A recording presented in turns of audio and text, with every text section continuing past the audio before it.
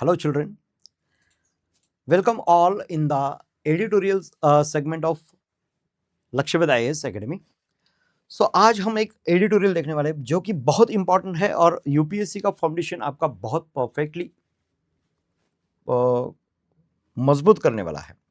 Let's say this is an editorial which came recently in the Hindu newspaper में से लिया है, बहुत इंपॉर्टेंट मुझे लगा, सो इसलिए आपके लिए लेकर आया हूँ। देखिए यहाँ पर हेडिंग दिया है, acting east in an uncertain Indo-Pacific region where Indian Ocean and Pacific Ocean they meet each other. So in that region, whatever the countries are there, so those countries they are getting the feeling of uncertainty.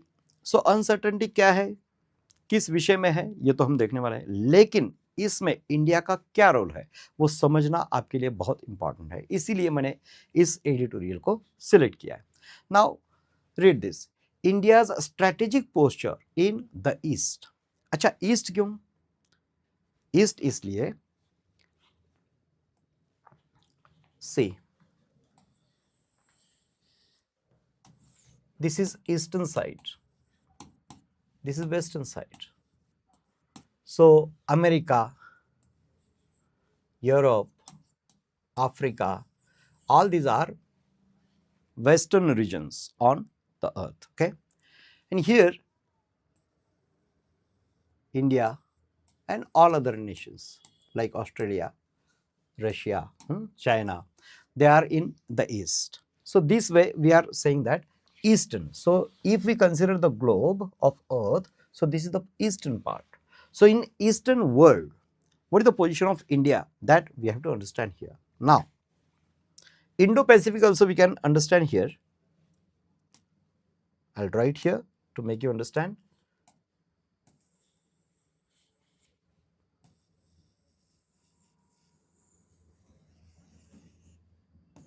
Okay. Here Bangladesh and here Myanmar and some other countries you will find here Australia. So some islands are also there. So here you can find, I'll rub this much part.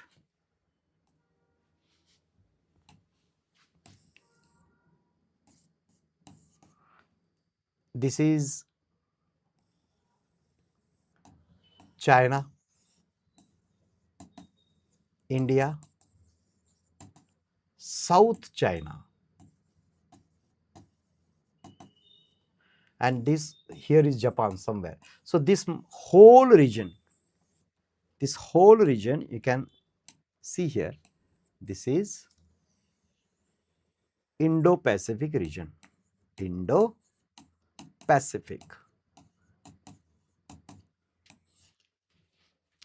So here this part of the world is called as eastern part or east. So whenever east word is there, do not get confused. India along with that so many different countries, okay? These are east. Let's move to the next.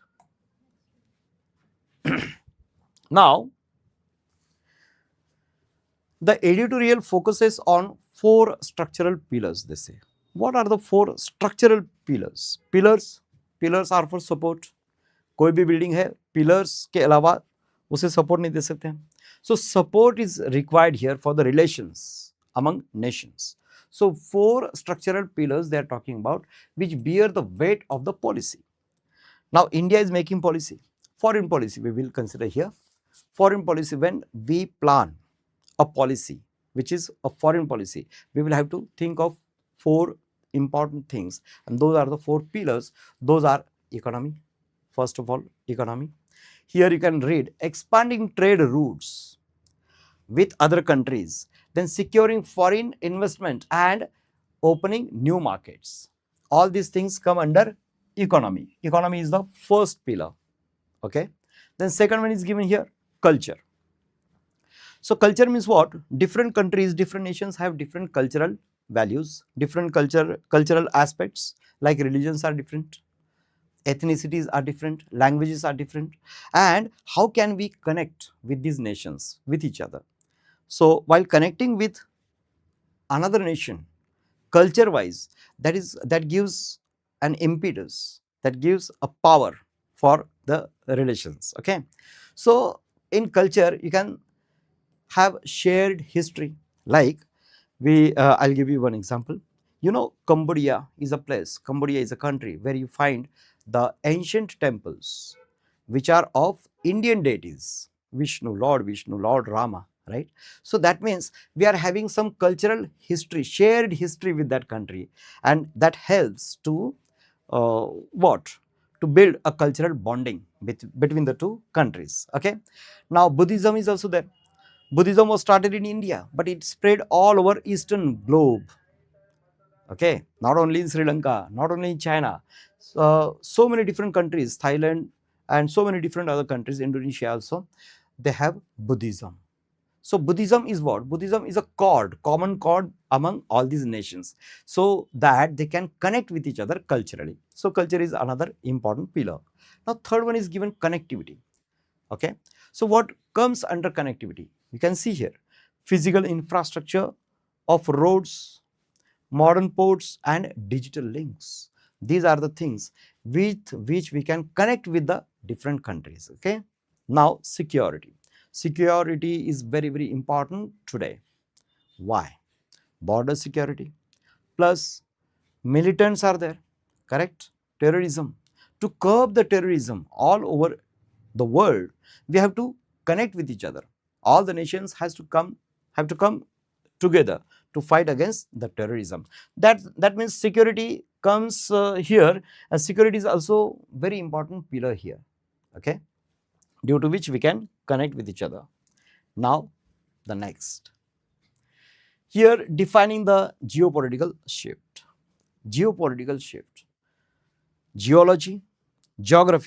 geography and politics. When these two words connect with each other, we get the word geopolitics. Geopolitical shift. Shift means change. So many geopolitical changes are taking place. So those changes are called here as geopolitical shifts. Over the years, over some decades, suppose 20, 30 years later, 50 years later, what happened? The scene over the world changes.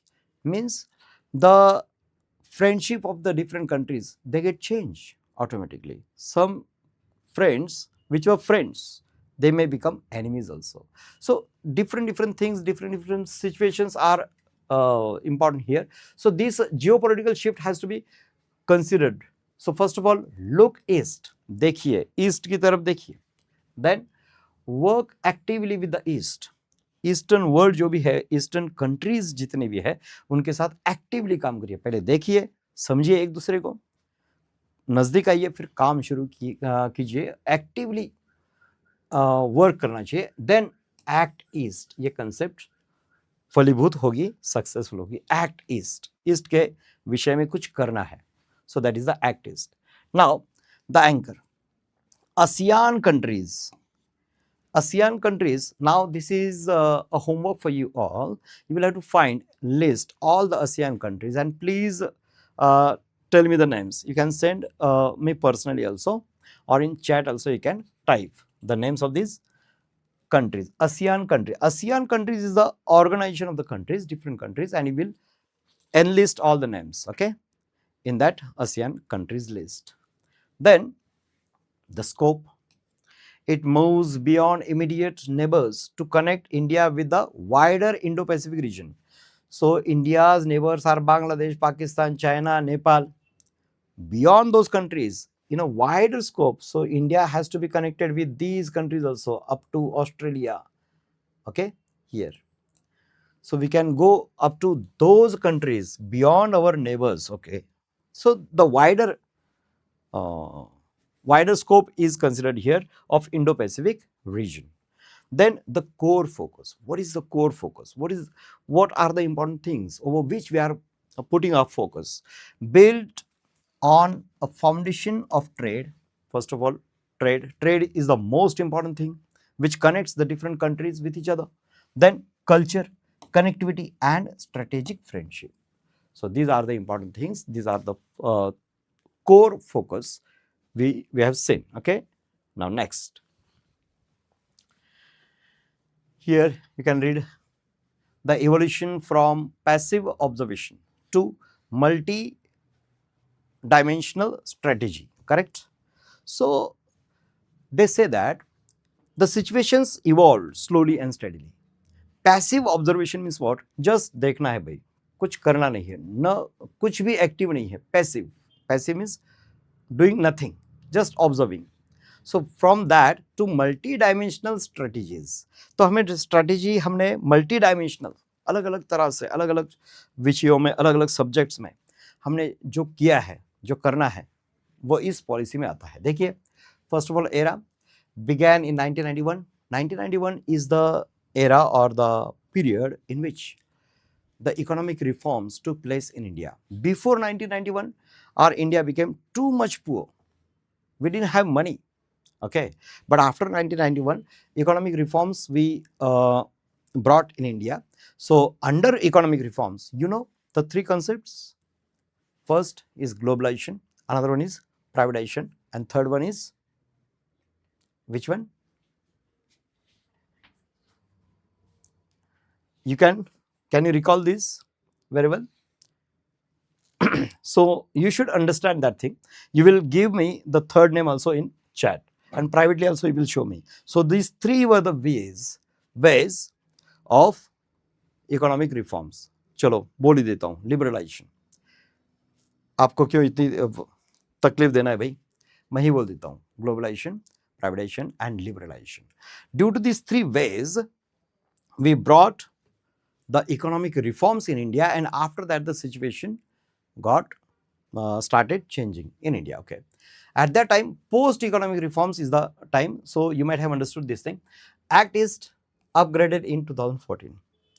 2014 में क्या हुआ, act east की policy reform upgrade कर दी गई. यानी यहाँ पर शुरू हुई, हमने पूरे वर्ल्ड के साथ हमारे इकोनॉमिक रिलेशंस बिल्ड करना शुरू कर दिया. उसमें ईस्ट भी था. अब 2014 में क्या हुआ, अपग्रेड किया गया. हाँ, look east. Okay, act east policy.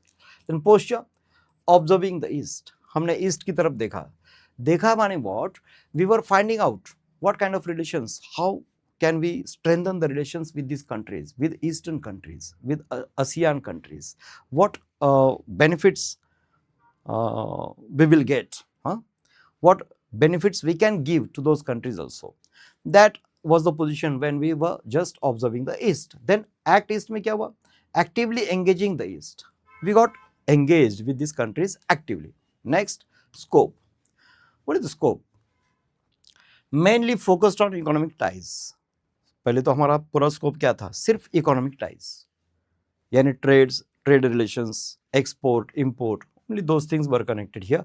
But after that, Act East में क्या हुआ, multi-dimensional framework came into existence, like security, culture, connectivity, all these things came into existence. Okay, now geographic focus restricted to Southeast Asia. पहले look east का जो phase था उसमें क्या था, restricted to Southeast Asia only, Southeast Asia, those countries only.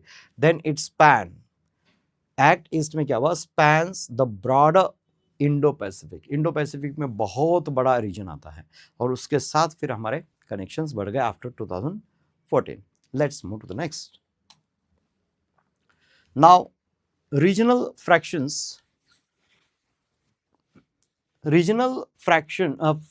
challenges the momentum of engagement. Sometimes what happens, regional friction means the countries in a particular region, they have frictions, they have conflicts with each other, right? So due to that what happened, the momentum of engagement जो है उसको challenges create होता है. तो engage करना एक दूसरे के साथ relations build up करना, उसमें दिक्कत आती है, problems आते हैं, तो वो देखना है अभी. Act East momentum, force field analysis, neighborhood instability. हमारे इर्द गिर्द जितने भी देश है सराउंडिंग में, बांग्लादेश है, श्रीलंका है, नेपाल है, और हमने देखा है पाकिस्तान भी, इन देशों में इंस्टेबिलिटी बहुत ऊंचे स्तर पर गई है. तो उससे क्या होता है कि हमारे बॉन्ड्स जो है, रिलेशंस, वो भी थोड़े से हैम्पर हो ही जाते हैं, right. Then geopolitical manoeuvring. Geopolitical manoeuvring में क्या है, extra regional powers frequently shift their positions and strategic priorities. उससे भी क्या होता है कि maneuvering means changes in the position. So change अगर positions में आते हैं तो हमारे relations खराब होंगे. एक example देता हूँ. Myanmar is a neighboring country of India, obviously, right? So one community is there, Rohingya Muslims. They were coming by illegal means in India and settling here. Why? Because they were being persecuted in Myanmar, यानी उन लोगों को वहाँ पर तकलीफ थी, उन लोगों को वहाँ पर रहने नहीं दिया जाता था, इसलिए वे बॉर्डर क्रॉस करके इलीगली बॉर्डर क्रॉस करके इंडिया में आके सेटल होने लगे. So this kind of manoeuvring also create too many problems win relations. Infrastructure deficits, कई बार हमारे पास इंफ्रास्ट्रक्चर नहीं होते तो हम ट्रेड भी नहीं कर पाते ठीक से. नॉन ट्रेडिशनल थ्रेट्स भी है.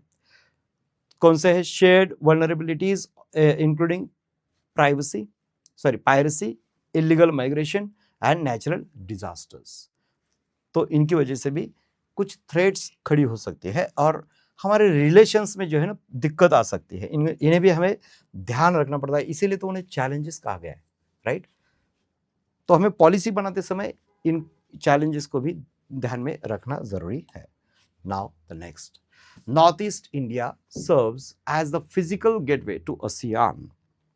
आसियान जो देश, जो मैंने आपको बोला कि सारे आसियान देश जो है उनकी लिस्ट बनानी है आपको, राइट, एज अ होमवर्क. उन देशों के साथ गेटवे, इंडिया का गेटवे कौन सा है? देखिए, नॉर्थ ईस्ट रीजन. यहाँ से सारे देशों के साथ हम कनेक्ट हो सकते हैं. These are the lines which show the connectivity with different countries, okay, ASEAN countries के साथ. सो ये है. तो आपको यहाँ पर यही समझना है कि north east region of India is a place from where we can connect with these countries, okay, with physical ways. Getting me not? Now next and the last, regional connectivity drives broader Indo-Pacific ambition. Indo-Pacific region में हमारी ambition है, trades, economic वगैरह, जो economy wise, security wise, connectivity wise, we want to build our relations with these countries, and for that regional connectivity drives broader Indo-Pacific ambition. This has to be understood, okay? Now see here, the Indo-Pacific, Indian Ocean and Pacific Ocean region viewed as a single connected theater. Single and connected theater, we can see. We can say that these two regions, Indian Ocean, Pacific Ocean, it can be connected as one place, okay? Then the imperative, important thing, critical for global sea trade and energy routes. For energy routes and sea trade के लिए ये दोनों oceans का एक साथ होना बहुत जरूरी है. Pacific Ocean, Indian Ocean, you can see here. This is the Pacific Ocean. So this connectivity is very important. Indian and Pacific. Okay. So the connectivity of these two nations is very important for two reasons: sea trade and energy routes. Okay. Then the security context. China's rising assertiveness creates a sensitive environment requiring cooperation to keep oceans open, safe, and rules based. See, these things are very important. Oceans has to be open, safe, and rules based. Then only the thousands of ships can move from one place to another. Then only the trade will be possible. But China, see here, China's position is becoming very dangerous here in this case, because China, see here, South China is shown. So China is becoming problem here. It creates problem for the ships which are passing from here to here, from here to here also, right? So Pacific Ocean, this South China is very strategic position here in Pacific Ocean, and it is creating too many hurdles for different ships from traveling from one place to another. Okay, and that's why these countries should come together against China's ever increasing power, okay, and anti-power we can say, okay, against China. Then UPSC synthesis angle. अब UPSC के angle यहाँ पर देखना बहुत जरूरी है. क्या है? ज्योग्राफी, इसमें ज्योग्राफी है, इंटरनेशनल रिलेशंस है, एंड सिक्योरिटी है. तो इन एस्पेक्ट से इस एडिटोरियल को अगर समझा जाए तो हमें UPSC में फायदा होगा. अब एक इम्पॉर्टेंट चीज जो मैं बताना चाहता हूँ, the complete editorial is not important here. Sometimes we have to read the complete editorial and get the points out, okay, for UPSC. Sometimes only the important part we have to understand what is given from UPSC angle, that we have to identify and understand. That's why this editorial has given you this much information, which is very important for you all. Okay, thank you very much.